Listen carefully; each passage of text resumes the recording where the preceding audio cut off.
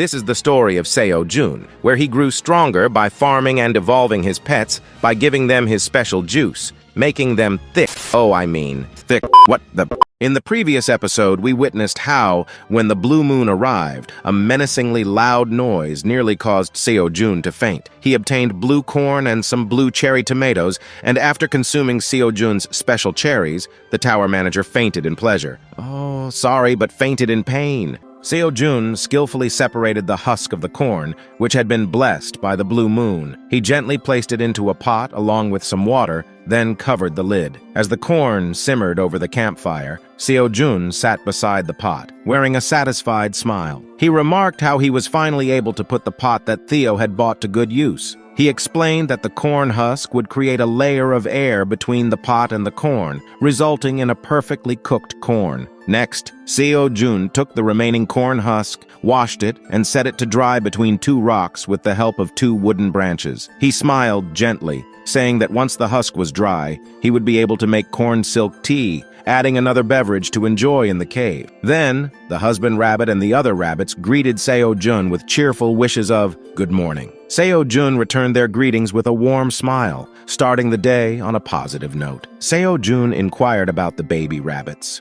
wondering where they were. The husband rabbit gestured toward the cave, indicating that the babies were inside, sleeping peacefully beside their mother, who was currently breastfeeding them. With excitement, Seo-jun called all the rabbits and proudly displayed the blue and juicy cherry tomatoes, blessed by the blue moon, that he had harvested the previous night. He explained that the harvest had been plentiful and that each of them could have one. The husband rabbit and the warrior rabbit were overjoyed to receive their share. Before we proceed, today's goal is 7,777. Please like and subscribe to support the channel. Thank you. Now let's continue with the story. Turning back to check on the boiling pot, Seo-jun informed the rabbits that he was preparing a new batch of blue moon corn, and they could all enjoy it together once it was ready. The rabbits eagerly anticipated this treat. Then, the husband rabbit, holding his blue cherry tomato, tried to convey to Seo-jun that he wanted to share the blue cherry tomato with him. Hearing this, Seo-jun was overjoyed by this gesture, and he responded with a warm smile as he patted the husband rabbit.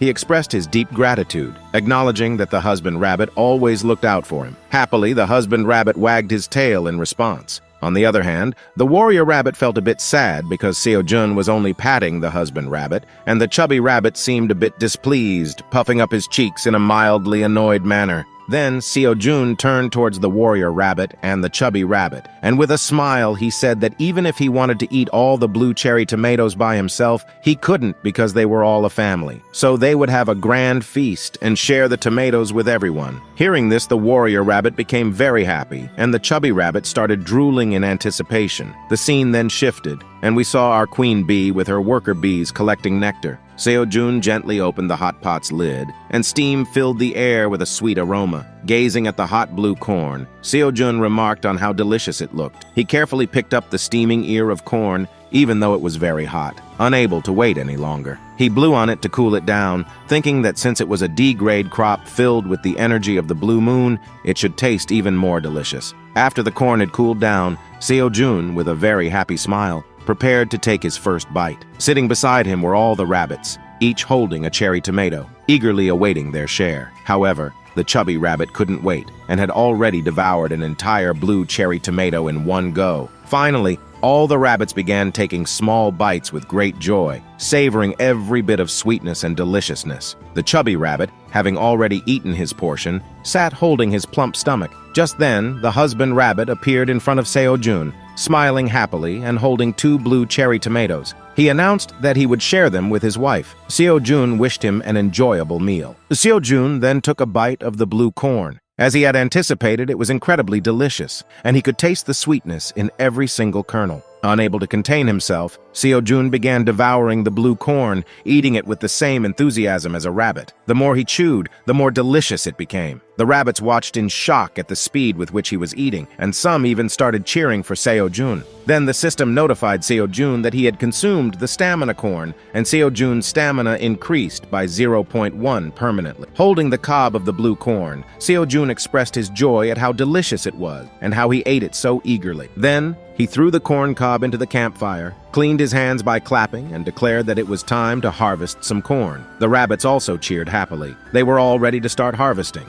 Now standing near a cornstalk, Seo-jun examined the corn closely, commenting on how perfectly ripe it was and ready for harvesting. He carefully plucked one corn, and the system notified Seo-jun that he had harvested a corn of stamina. His job experience increased slightly, and he gained 20 XP. Holding the corn, Seo-jun wondered about its stats and decided to check. The system then provided information. The corn was called Corn of Stamina. When consumed, it would permanently reduce 20 grams of fat and increase stamina by 0.2 for 10 minutes. This effect could be stacked up to 10 times. Furthermore, when consumed by non-awakened individuals, it would also improve their overall health and make them look young. Happily holding the corn, Seo-jun couldn't help but think about how great it would be if he could give this special corn to his mother. He believed it would make her look younger. Seo-jun decided that when Theo visited next time, he would send some of this corn along with cherry tomatoes to his family. It wouldn't be fair if he was the only one enjoying such delicious food. The sickle rabbit continued to cut corn, while the chart rabbit and the white rabbit gathered more corn. They all agreed with Seo-jun's thoughtful idea. Suddenly,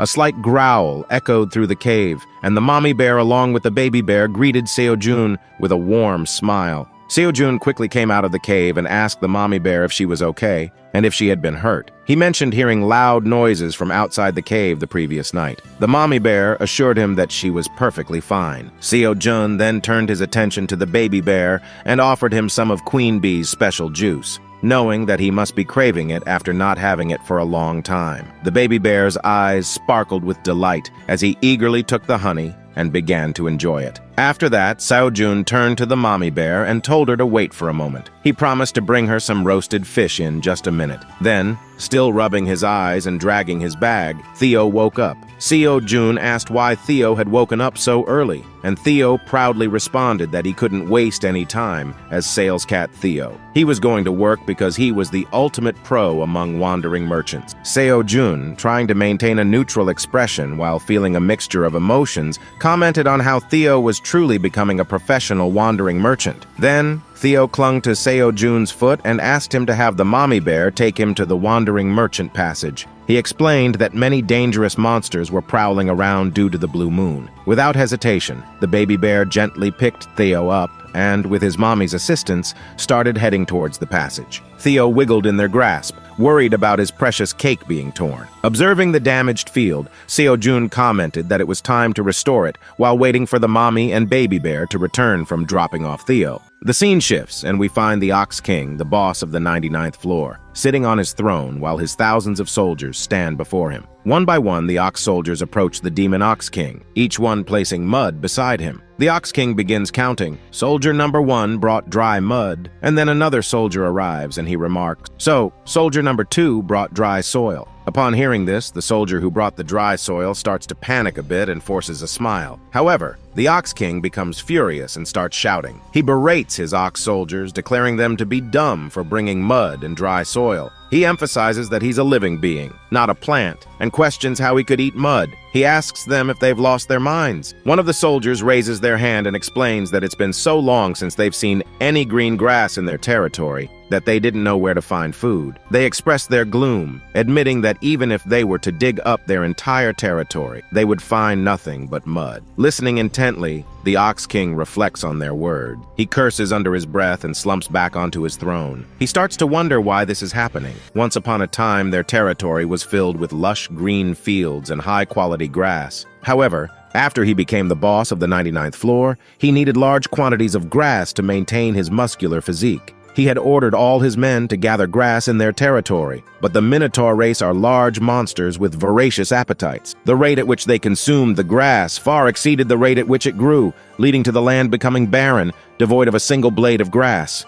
Now, thinking deeply, the Ox King was worried. He and his subordinates were not eating and were losing muscle. Even the health of the newborn young Minotaurs was not looking good. If they didn't receive anything to eat, their lives would be in danger. Then, the Ox King shouted, calling for ox number 3. However, even after calling for several minutes, no one came. The Ox King asked in concern if ox number 3 had mistakenly entered another monster's territory and got himself into trouble. But from behind, Ox number 3 came, apologizing. He explained that when the blue moon ended and he opened his eyes, he found himself very far away, so it took him a long time to reach here. Hearing this, the Ox King showed relief, saying it's fine as long as he returned safely. However, before he could finish his sentence, the Ox King noticed something and his eyes widened in shock. He had a puzzled expression on his face as he started coming closer to Ox number 3, making Ox number 3 nervous, thinking the Ox King might punish him. Suddenly, the Ox King came even closer to Ox number 3, holding his shoulder, and shouted, "What is that on Ox number 3's head?" This left Ox number 3 in confusion. The Ox King continued, saying he was talking about that sweet-smelling root that was hanging on Ox number 3's horn. While saying this,